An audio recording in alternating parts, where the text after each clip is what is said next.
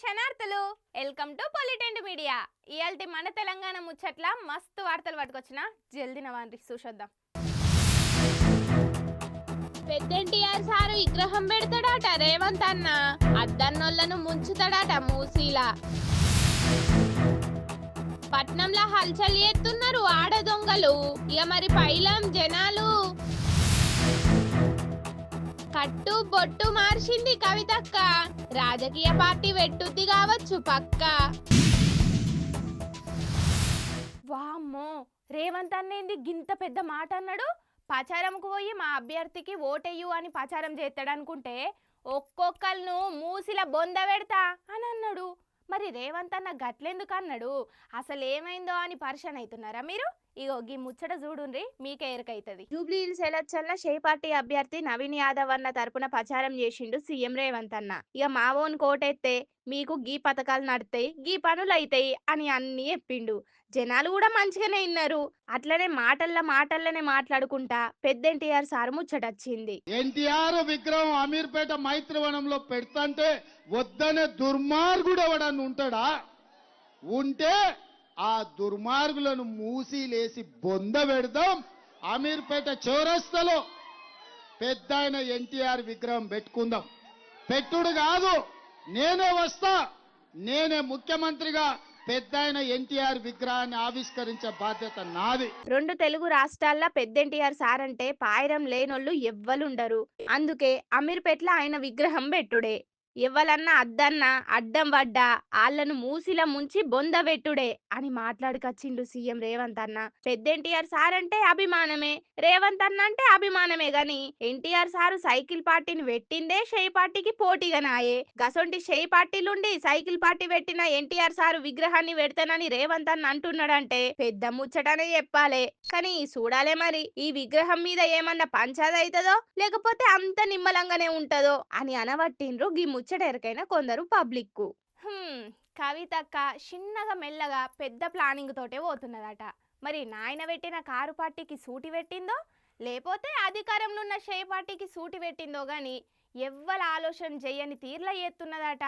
గప్పట్ల కారు పార్టీలు ఉన్నప్పటి కవితక్కకు గిప్పటి కవితక్కకు మస్తు తేడా ఉన్నదట.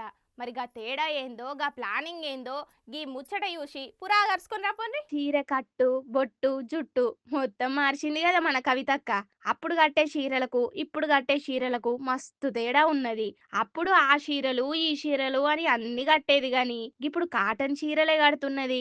అప్పుడు కొప్పేయకపోతుండే ఇప్పుడు కొప్పెత్తున్నది. అంటే ఒక డ్రెస్ కోడ్ మెయింటైన్ చేస్తున్నది అన్నట్టు అక్క.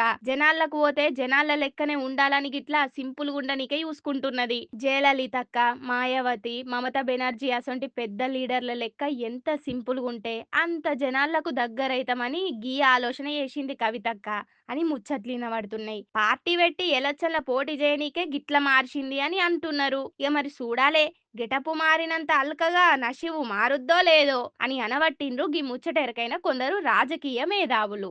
అబ్బబ్బబ్బబ్బబ్బబ్బా, ఇది కదా మా ఆడోళ్ళ డెవలప్మెంట్ అంటే, ఇది కదా మా ఆడోళ్ళ డేరింగ్ అండ్ డాషింగ్ అంటే. ఓ మొగళ్ళు, మేం మీకంటే ఎండ్ల తక్కువ కాదు, అది ముందుగల్లా యాదుంచుకోండి మీరైతే.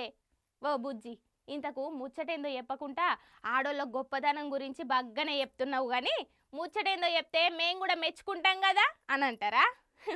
అయితే చూడు గీ ముచ్చట. అగో అర్ధమరాత్రి ఆటోలకెళ్ళి 5గురు ఆడోళ్ళు దిగిండ్రు. ఏదన్నా ఫంక్షన్ కొయ్యి లేట్ అయింది కావచ్చు పాపం అని అనుకునేరు. కాదుల్లో వీళ్ళు ఇండ్లల్ల పడి ఊడ్చుకోవోనికచ్చిండ్రు. అంటే లేడీ దొంగలు అన్నట్టు. చలికాలం కదా అందుకే మంచిగా సెటర్లు వేసుకొని వచ్చిండ్రు. ఓ అక్క, ముందుగల ఏ ఇల్లు దోసుకుందాం? గీ ఇల్లు దోసుకుందామా? ఏ గా బిల్డింగ్ కలర్ మంచిగా లేదే, ఎలిసిపోయినట్టున్నది.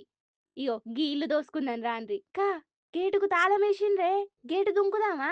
ఏ ఆయన చీర ఇనుగుతదే, అసలుకే బట్టల దుకాణంలా కష్టపడి దొంగతనం చేసిన అన్నట్టే ముచ్చట పెట్టుకున్నారు. సరే సరే గాని జల్దిన దొంగతనం చేయుండ్రి అని అన్నట్టే గాడున్న సీసీ కెమెరా గిల్ల బాగోతాన్ని రికార్డు చేసింది. ఓ అక్కలు, దొంగలంటే ఎట్లుండాలే? లోపలికి పోయినామా, తాళం వలగొట్టినామా, దొరికినాయి దోసుకున్నామా, అవతల పడ్డామా అన్నట్టుండాలే గాని మీరేంది గేటు కన్నా గింత షేపు చేస్తున్నారు?